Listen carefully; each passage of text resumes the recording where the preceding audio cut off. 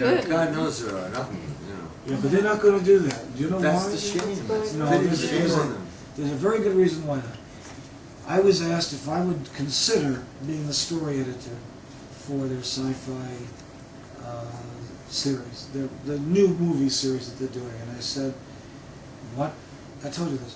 I said, "What studio are you using?" Universal. No, thank you. Are you care to explain? No, I wouldn't. Okay, we'll accept that. Now, what they're doing is they're producing the cheapest possible production. Yeah.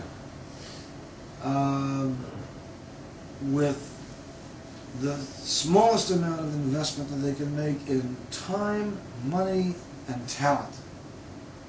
And they have the most lightweight talent possible. Yeah. That you can get. I mean, they walk down. The handwriting's on the wall. I can already see it. They walked down to to Schwab's and they were looking for people to write the show. Wow. I mean, it's that bad. This is Already really you're programming a subject, Yeah. So why the whys? It's crazy. They're like holding back something they should be broadcasting. No, I'm convinced that there's more to this network than meets the eye. Promising. If living is, Living is never hell. living is, you're removed from the. Harry, why do my songs fall like they do in yours head every time? I don't It's like an understand. invention. Well, I didn't write that one. No, but you made that song. Yeah. You made that song. Let's go back to death. Death. That's what I'm Death, finding out. God. What do you think is the function of fear in death? What is the To function? keep you alive. Tell me about it. Survival. Yeah, Fight or flight. yeah. That's it. There's more to it. Who There's more to says so? fear. Come on. There's a lot to fear. What effect does fear have on I'm you? afraid of everything. Who isn't? That's another question. No, but that's... You're left with a feeling of paranoia, which is not unique. No, I'm Doesn't mean there's nobody following me. That's right. And so, That's you know, right. my question is very simple. And it's You're just that afraid, but we're all afraid. Everyone's I afraid. can't get over the fact that I'm still questioning it. Oh, okay, that's a different question. You know, Why are it's you like, still... didn't I resolve this when I was 7? Yes, you did, and so Yeah, what? but it doesn't work now. It doesn't No, wash. it does work. You Because resolved it. pain No, but you resolved gets it. in the way. But Gravity. But you did resolve it. At one Admit it. time, Yeah, sure, because, hey, by the way, I went to a Catholic school, too. You're right. You know, they resolved it for me. Yeah. But think about it. I did. You resolved I'm it. still thinking about I it. know. But you feel like a jerk talking about death every day to your friends because, oh, that's obvious.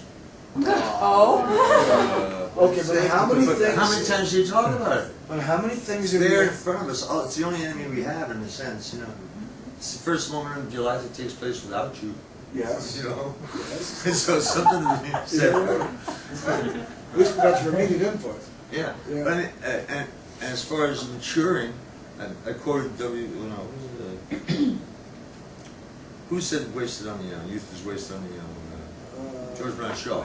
Shaw, Alton did too, but after Shaw. But Shaw said, I mentioned this the other night, had I known of the pleasures awaiting me in old age, I'd have died of anxiety as a young man trying to get there. Well, I'm not so sure. Right. I mean, by the way, we're finding out now that old people do commit suicide. That was never told us as children. Oh, really? That was never told to us, no. You never had an uncle who committed suicide because he was old and tired and sick and miserable. The Kevorkian. No future, no hope. Without hope, what is there? Right? You're gonna love none but Lucifer. Well, I'm gonna love, I love Lucifer? And you can tell because I can. None but Lucifer. None but None but It Lucifer. was None but Lucifer. It was written by Horace Gold and Elsbrich de Camp. Okay, I'll buy that. And it's a story about a guy who invents hope and becomes the devil. I won't tell you any more. Yeah, well, hope is it. You Because know? hope is the invention of the devil. And it's the only thing we It have to. keeps the carrot right up. It's the only thing. It's the only means of comfort. I mean, it's the only vehicle of comfort. Yeah. Hope. It does spring eternal, but unfortunately every generation fucking dies, doesn't it? When I was a kid, But you have this concept that you've resolved the question and then it should be resolved from then on. well, How many things have you resolved that you have to re-resolve periodically? well, actually, not many. I find that Well, death will they be one fit of into those. the, they fit into the shoe pretty easily. But death is one of those things you gotta constantly be re-facing, re-examining, re-facing. Do we though? Yeah, because you get Do we? further. How many times do you think about your own demise? Constantly. I think about it Constantly. All the time. Yeah, how many times do we talk about it like this? All the time. You do? You sit Oh, there? yes. Oh, that's for me, that's what it is. I want to. Who left the damn vegetable? I have a hard time, it's like a floating crab game I'm looking for. I have a hard time finding someone to talk to about this eternal That's, mystery. okay, well, that's why, 24 that's hours, why, Terry. that's- 24 hours. which one of your kids was saying it seems weird here? Annie. Okay, so that's what Right. Annie is detecting. We are here to talk about and deal with our fears, and Life and death. particularly our fear of death. Well, that's And great of to life. know. That is great to know. That's what you're doing here. You know, that's And what the working churches are slowly. all for too, and the comforts Yes, and all that yes, stuff. yes. But man, I'll tell you, ever since life has been a pain in the ass, it's like, it's a different death. You Yeah. know? There's a blessed relief and release from the shackles, Sure. And the pain and the and misery. all that stuff. And then there's the courage they talk about facing, death with dignity. Bullshit. I've read Give me life. Fuck death. You know what I told him I was going to go on? These two books, Lazy Man's Guide to Death and Dying, What? American Book of the Dead, right? Lazy Man's Guide to Death. Death Oh, and Dying. great. Right? Oh, But I am the I like expert. it. Harry, you don't know this about me. I am the expert on death and dying in the United States. No Great. bullshit. Yes. I don't know any more than you do. I know But I'm the that. great expert I on it. know that. No one does. No one knows more than you do. So it's a crapshoot. But it's but comforting I'm to gonna know. go like, I told him I'm gonna go like this. I'm gonna gather all my kids around me. I'm gonna gather my grandkids if I have any around.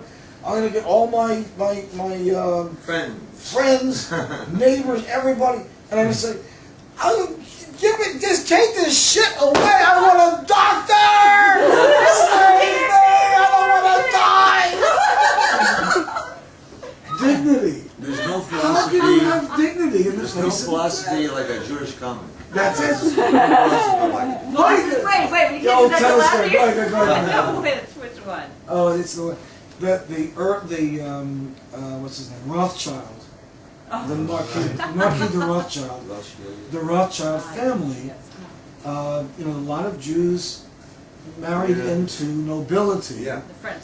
The French took a lot of Jews in for money, so because they were land poor, they Did were it out for of the wine. Yeah, they got the money and they kept the title. The Rothschilds were notable for this. Arrangements. The Marquis de Rothschild, his wife was having a baby, their first baby, and she was upstairs with the midwives. He was downstairs with the chief physician. Of course, they had many physicians and midwives, and the nurses were trotting in and out of the thing. Probably 20 medical personnel on this one woman having a baby. And they were downstairs playing whist, of course. And, whist is a card game played with round cards, sometimes. And they were playing, and they heard from upstairs, Mon Dieu, mon Dieu, mon Dieu. He says, we've got to go. My wife is in dire emergency. No, says the doctor. Sit down, play another hand. There will be plenty of time. Time. 20 minutes later, we hear another explosion. Says, the baby, it is coming, in French, of course, which I can't do. And L'enfant. and maintenant. No, sit, play another hand. It's not time yet. 10 minutes later, they heard, Oi, gewalt! He said, now it's time. Is that the one you had in mind? Yeah. You were thinking Sacre of- bleu. She thinks jokes now. She never used to think about jokes until we met. and she started to learn. She said, I want to learn how to tell a joke, how to tell a story. And there's an art dealer in New York who is considered to be, next to Leo Castelli, the world's most, Castelli is the most respected art dealer. He's a very powerful art dealer. But Al Isselbacher is the most loved art dealer in the business. Let me write that.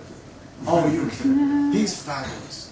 And he deals in the modern Matisse, and Matisse, Yes, he's always Matisse, he's a Matisse freak. And he is a very gentlemanly gentleman. He really is. And his daughter is one of the curators at the Modern. Yes. And she calls it, and the first time they got into conversation, she says, may I call you Al? He said, it depends. How old are you? And she says, well, I'm not going to tell you how old I am, but I have 4 children, and 2 of them are in high school. You may call me Al. You may call me Al. He's an old guy. So she told him this story, this wonderful story, that she had. She'd been practicing, and she'd been wanting to tell a joke to someone over the phone to see if she could do it. She'd never told a joke over the phone before. She told this to Al, and it broke him up. And then he started telling her jokes, because he recognized this was a budding talent. And so she now has the storehouse of Al Isselbacher jokes. It's all old people jokes. Everything is about old people. I'll give you the 10 cents. Get over to her house quick, you're coming, you know, stuff like that. Don't pay. And on his deathbed, my grandfather sold me this watch. Sell them to the grandchildren. If he were alive today, he'd turn over in his grave. Do you know what Beethoven would say if he were alive today? Look me over here!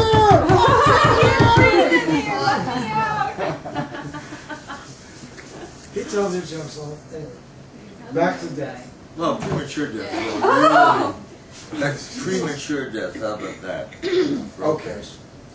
Did you ever read Before Their Time? It's just a book about people who died young.